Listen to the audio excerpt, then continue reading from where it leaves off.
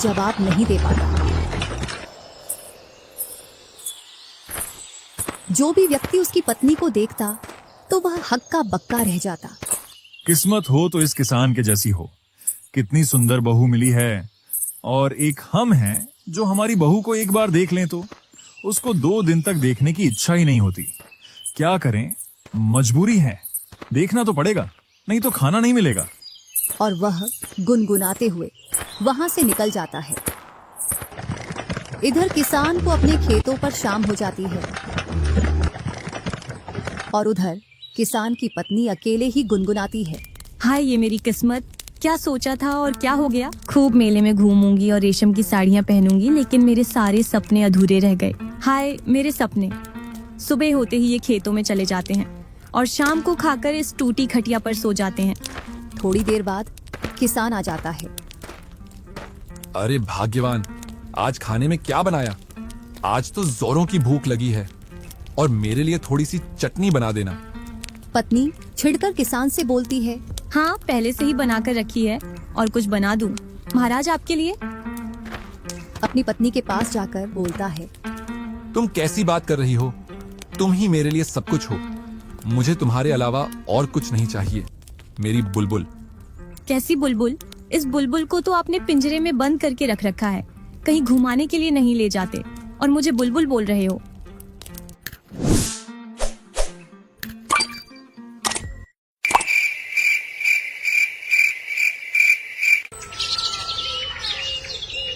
दूसरे दिन कल्लू फिर से उसी रास्ते से गुजरता है और किसान की पत्नी को घूरते हुए निकल जाता है और वह अपने दोस्त के पास जाकर बोलता है। अरे यार भाई, मेरे गांव में एक बहू आई है, बहुत ही सुंदर है और उसका पति एक किसान। इतना सुन कल्लू का दोस्त भूरा सोचता है, ऐसी कौन सी भला है जो यह उसका इतना गुणगान कर रहा है। एक बार तो देखना पड़ेगा। और वह गांव की ओर चल देता। जैसे ही वह किसान के घर के पास पहुंचता है और जब किसान की पत्नी को देखता है तो वह भी हक्का बक्का रह जाता है और मन ही मन सोचता है, इतनी सुंदर बहू, वो भी इस किसान के घर। क्यों ना इसे मैं अपनी बातों में फंसा लूं और इसको और किसान का सारा धन लेकर इस गांव से फरार हो जाऊं। वह अपने मन में योजना बनाता है और जाकर किसान की पत्नी से बोलता है। भगवान ने क्या ही सुंदर रूप दिया है और आप इस गांव में रहती हो। ये गांव आपको सूट नहीं करता, आपको तो कहीं शहर में रहना चाहिए। कौन हो तुम और कहाँ से आए हो?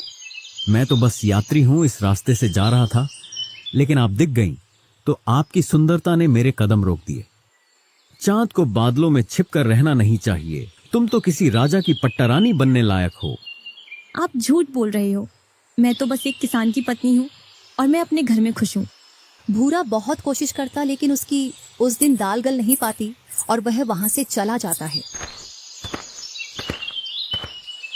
थोड़ी देर बाद किसान अपने घर आ जाता है। आप ना मुझे कहीं घुमाने के लिए नहीं ले जाते हो। अगर ऐसा ही चलता रहा ना तो मैं किसी दिन किसी गांव के लड़के के साथ भाग जाऊंगी। अरे भाग्यवान, ऐसा ना बोल। बस फसल आ जाए, फिर तुझे राज्य का सबसे बड़ा मेला घुमा कर लाऊंगा।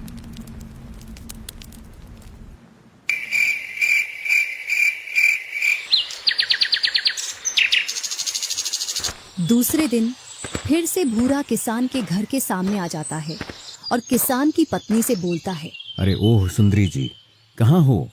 जरा बाहर आओ, हम आपसे मिलना चाहते हैं। क्या है अब? तुम वापस क्यों आए हो?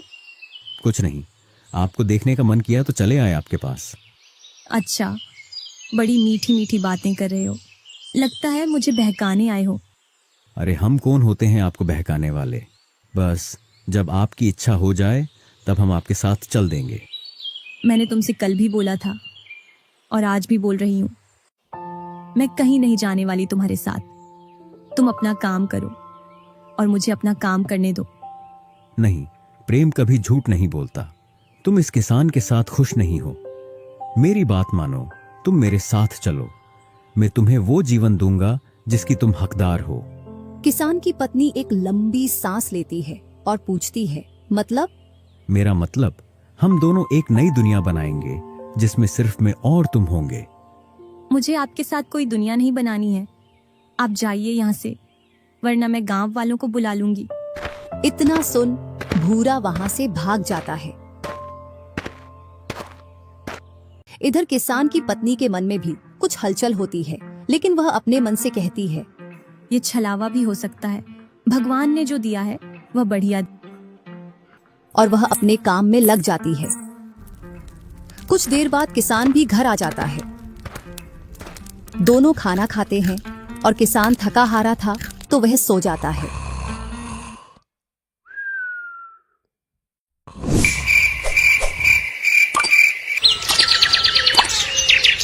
ऐसे ही कुछ दिन बीतते गए। किसान जब अपने खेतों पर चला जाता, तब भूरा किसान के घर के सामने आकर खड़ा हो जाता और किसान की पत्नी को नई नई चीजें लाकर देता, जिससे किसान की पत्नी उसके बहकावे में आ जाती है और दोनों एक दिन उस गांव से भागकर कहीं दूर शहर में बसने की सलाह बनाते हैं।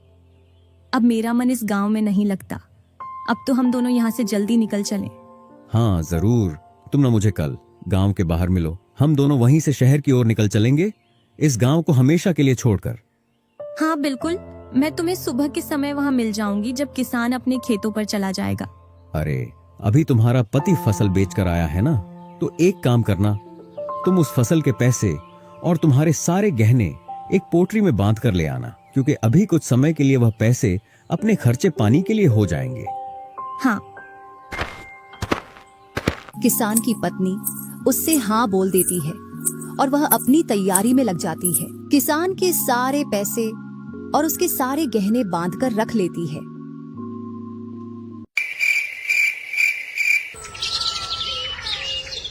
और जैसे ही सुबह होती है तो वह अपना सारा काम निपटाकर जल्दी तैयार हो जाती है। किसान का खेतों पर जाने का इंतजार करती है। जैसे ही किसान खेतों पर निकलता है तो वह थोड़ी देर बाद देखती है कि किसान घर से बहुत दूर निकल गया है, तो वह भी अपना सारा सामान लेकर घर से निकल जाती है। और कुछ ही देर बाद वह गांव के बाहर पहुंच जाती है। अरे तुम आ गई, चलो जल्दी से इस गांव से बाहर निकल जाते हैं। अगर किसी गांव वाले ने हमको यहाँ देख लिया तो बड़ी मुश्किल हो जाएगी। और वह दोनों जल्दी जल्दी शहर की ओर चल देते हैं।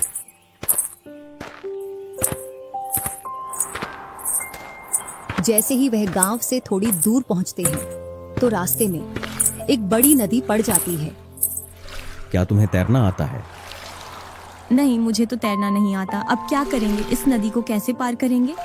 फिर वह अपने मन में सोचता है, क्यों ना मैं इसका सारा धन लेकर नदी के उस पार चला जाऊं। इसको तो तैरना भी नहीं आता और शहर में तो इससे भी सुंदर लड़की मिल जाएगी इस धन को देखकर। और अपने चालाकी भरे मन से बोलता है, अरे सुंदरी, क्यों ना पहले इस धन को नदी के उस पार रखाऊं और फिर आकर तुम्हें नदी पार करा लूं, क्योंकि पोटरी में भी वजन है और तुम भी साथ में हो। दोनों को एक साथ में नदी पार नहीं करा पाऊंगा। इस पार धन रखना भी सुरक्षित नहीं है, तो मैं उस पार जाकर अच्छे से किसी सुरक्षित स्थान पर जाकर यह धन रख कर आता हूँ। किसान की पत्नी उसकी चालाक भरी बातों में फंस जाती है। हाँ, तुम पहले इस पोटली को पार कर दो, इसके बाद मुझे नदी पार करा देना। वह पोटली को लेकर नदी पार करने लग जाता है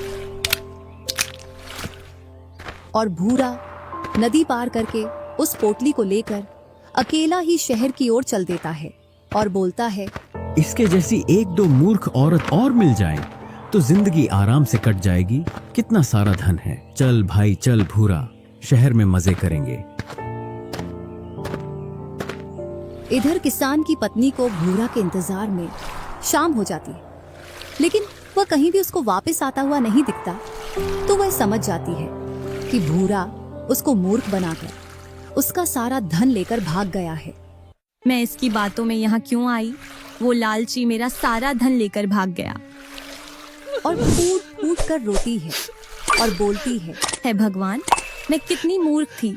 वह धूर्त मुझे धोखा दे गया। मेरा पति, मेरा घर, मुझसे सब कुछ दूर कर गया। क्यों न इस नदी में कूदकर अपनी जान दे दूं, क्योंकि अब तो मैं कहीं मुंह दिखाने लायक नहीं बची। जैसे ही वह नदी में कूदने के लिए खड़ी होती है तो उसकी निगाह एक लकड़ भग्गी पर पड़ती है जो अपने मुंह में एक मांस का टुकड़ा दबाए आ रही है।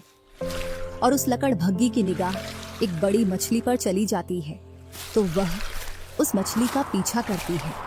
जैसे ही वह मछली नदी के किनारे पर आती है तो वह लकड़भग्गी उस मछली पर झपट्टा मारती है, जिससे जो लकड़भग्गी के मुंह में मांस का टुकड़ा था वह भी नदी में छूट जाता है। इस दृश्य को देखकर किसान की पत्नी बोलती है, अरे मूर्ख लकड़बग्गी, तू तो अपनी मूर्खता के कारण मांस का टुकड़ा और मछली दोनों से हाथ धो बैठी। तेरा लालच तुझे ले डूबा।